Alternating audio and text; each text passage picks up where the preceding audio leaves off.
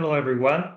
I hope you can hear me well. And I think I'm the last one to present. And in fact, our method is the last chapter in the last chapter of the book before Jenny Mansbridge conclusions. And together with Donatella Della Porta, we wrote about a new idea, a new practice that is the deliberative camp. The deliberative camp is a new way of practicing deliberation and researching deliberation. And it is loosely inspired by the practices of social movements during the last wave of anti-austerity protests around Europe and in North America. And basically, we looked at the encampadas, the camps that activists formed, and we used that as a basis for people to deliberate rather than parliaments. So here it's a big difference with what we've been doing so far in deliberative democracy. We don't take what happens in parliaments as the basis to design a mini public where then citizens will be asked to deliberate. We rather look at how deliberation occurs in the public sphere.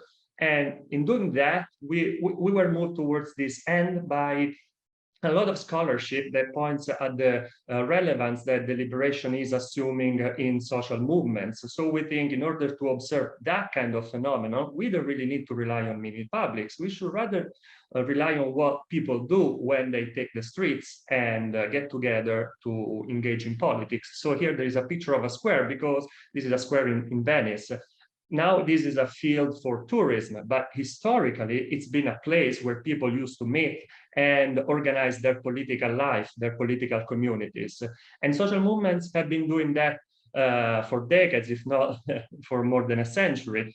And so we want to learn from that. And the deliberative camp offers a way to observe how participants in a movement might and to what extent they might deliberate together. So the idea is to study what participants do, participants that might be activists, might be interested people, but that are not necessarily citizens in the sense of randomly selected individuals that come together and put aside their previous affiliations, for instance.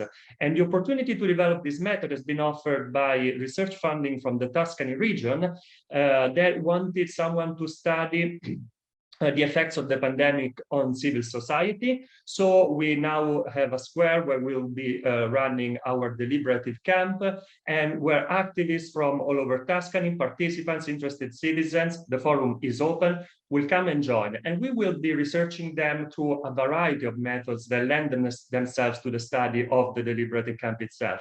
The book essentially is a bit of a toolkit on how to do a deliberative camp for those who are interested in doing that, and also to change this model we are proposing for the first time. So I also would like to take the last few seconds to thank all the other authors and most importantly, the editors for the volume and the opportunity to present our work. Thank you, everybody.